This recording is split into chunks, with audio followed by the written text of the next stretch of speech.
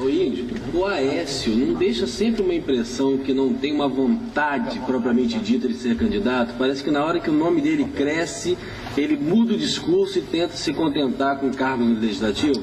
Isso já foi, mas agora ele está no meio do mandato do Senado. Ele continuará como senador. O que acontece é no momento que ele era governador, entre presidência e governo de Minas, ele foi para o governo. Aí depois ele teve a reeleição. Depois ele foi eleito senador. Então foram etapas que as pessoas dizem, agora vem o Aécio, agora vem o Aécio. E ele de fato nunca veio. O Aécio tem um discurso afiado, uma pessoa capaz. Habilidosíssimo. Não, tem uma coisa que ele fala que eu concordo em absoluto, que diz assim, para o PT, Bolsa Família é um fim. E para o PSDB é um começo. Quer dizer, nesse sentido, ele tem razão defendendo aí o legado do Fernando Henrique. Fernando Henrique Cardoso... E para você saber, tudo isso começou aqui em Campos. Comigo e a minha equipe, na Fundação Municipal do Menor, numa primeira versão Bolsa Aprendizagem, que foi, pelo registro histórico, é o primeiro programa com adoção da Bolsa no país. Que ano foi? Em 1991. Em 1993, a segunda versão, que era o programa Desafio de Eliminação ao Trabalho Infantil, que em parceria com a OIT, que depois virou o PET no Brasil inteiro. Então, vem aqui querer discutir o DNA do Bolsa Escola e nem do PET, né? Mas tudo isso começou aqui. E a segunda, historicamente, a segunda opção foi o prefeito Zé Roberto Magalhães Teixeira, o Grama, em Campinas. E em terceiro lugar foi o projeto Axé, de Salvador, que pegou a metodologia com a gente aqui em Campos. 93, e em quarto, o Cristóvão Buarque. 93, muito antes do Cristóvão, a gente fez no Rio de Janeiro, e era Bolsa Escola. Como é que funcionava a Bolsa Escola? Feito pela Wanda Engel, que depois foi ministra nacional do Desenvolvimento Social. Era simples o Bolsa Escola. A criança, na escola, ela tinha uma renda... A família tinha uma renda para a criança estar na escola e a renda aumentava na proporção do desenvolvimento da criança na escola. Então, havia um esforço, como você colocou aqui, um projeto de nação para você melhorar o país. Então, havia um esforço... E acompanhamento, né? Não, mas havia um esforço de todos, um esforço da família, um esforço do próprio aluno, um esforço do Estado, da Prefeitura, para melhorar o rendimento na escola. Que eu queria até dizer, Roberto, que o que eu tenho feito lá na Secretaria de Esportes do Rio é esse trabalho. Você falou em Olimpíada, Copa do Mundo. Eu vou te ser sincero, eu nem fui no jogo do Brasil, que era o jogo final da Copa das Confederações. Por quê, meu caro secretário? Olha, Antes, porém, registrar aqui a presença do Arthur, fotógrafo oficial da Folha da Manhã, que vai estar repercutindo toda essa entrevista aqui nas páginas da Folha da Manhã, o jornal mais lido no interior do país. Então, muito bom, muito prazer tê-lo aqui conosco, Arthur. É simples, o deputado. O que acontece? Olimpíadas e Copa do Mundo são dois grandes eventos. Dois grandes eventos. Eventos que são importantes e eventos que são estratégicos para levar a imagem do Brasil e para levar a imagem da cidade do Rio de Janeiro para o mundo inteiro. No entanto, a Secretaria de Esportes e Lazer, ela tem uma obrigação de trabalhar o esporte de base. De base.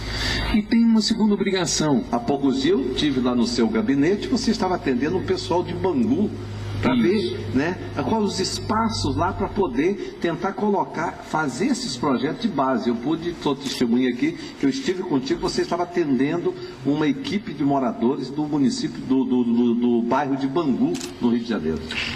Porque na realidade a Olimpíada e a Copa do Mundo, ela serve para a Secretaria de Esporte de qualquer município do Brasil como um momento de inspiração. Onde as crianças querem participar, elas estão querendo se exercitar. E para que serve o esporte? O esporte é uma ferramenta, é uma ferramenta extraordinária, que previne doenças e que ajuda as pessoas a se formarem. E o nosso objetivo não é formar atleta, é formar cidadão.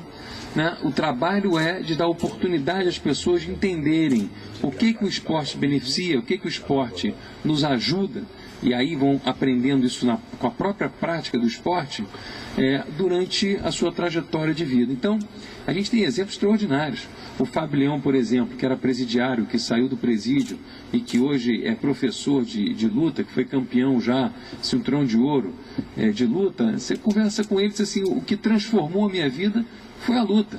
Agora eu luto pela vida. Ele faz uma brincadeira com a palavra luta Ele estava na propaganda da Nextel outro dia. É verdade, eu vi. Então, o Fábio é um dos nossos professores, né? Nós temos muitos professores, são quase 2.000 professores do Rio de Janeiro. É importante integrar esses heróis do esporte brasileiro, até ex-jogadores de futebol, muitos deles vocacionados. O Gerson, que é uma tia de ouro, ele é vocacionado, faz um trabalho extraordinário em Niterói. O nosso querido Afonsinho, né, que lutou pelos direitos dos jogadores. O nosso querido Newton Santos, né, tadinho, está aí doentinho, já de idade, mas na LBA participava de projetos extraordinários, tantos outros que podem servir de exemplo, tanto no futebol, na luta livre, no basquetebol, no voleibol e outras atividades do esporte.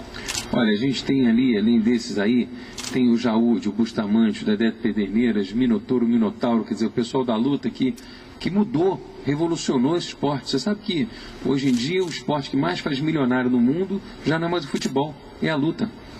É a luta. E no Brasil, no Rio de Janeiro, a gente tem uma coleção de campeões. Cinturão de ouro, medalhão de ouro. E essas pessoas estão hoje dando aula nas nossas Vilas Olímpicas. E eu muito assustado, no começo, muita demanda por luta livre, eu resolvi checar com o pessoal do BOP. O pessoal do BOP, fui à polícia para saber o que significava dar aula de luta naquelas comunidades. Eu tinha um preconceito, tenho que confessar aqui. E aí eles disseram, não, o pessoal que luta é o pessoal que, em geral, está do lado da polícia, que está do lado do bem, porque mais importante do que a questão física é a filosofia. Está do lado da paz social, da comunidade, né? Viver em comunidade. Então, Roberto, esse tem sido o nosso objetivo, tá certo? Valores do esporte, como a disciplina, a capacidade do trabalho em equipe, aprender que ganhar e perder fazem parte de uma trajetória. Ninguém ganha todo dia, ninguém perde todo dia. Você tem que aprender com as suas perdas e também com as suas vitórias. E tomar cuidado, porque no momento que você ganha, é o passo anterior da derrota. E no momento que você perde, pode ser o passo anterior da vitória. Eu lembro do Thomas Edison, quando foi descobrir a lâmpada, o pessoal quando ele tentou pela 1000ª vez, 1000 vezes tentando descobrir a luz elétrica. E aí ele foi entrevistado e o jornalista disse, mas você não vai desistir? Aí ele falou, e eu desisti por quê? Aí a jornalista disse, porque você tentou 1000 vezes e não conseguiu.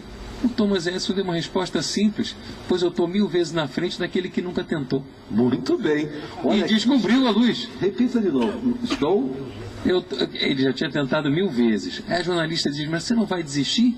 Aí ele falou, mas por quê? Ele falou, você já tentou 1000 vezes. Ele disse, pois é, eu estou 1000 vezes na frente de descobrir a luz elétrica daqueles que nunca tentaram. Esse é o Índio da Costa.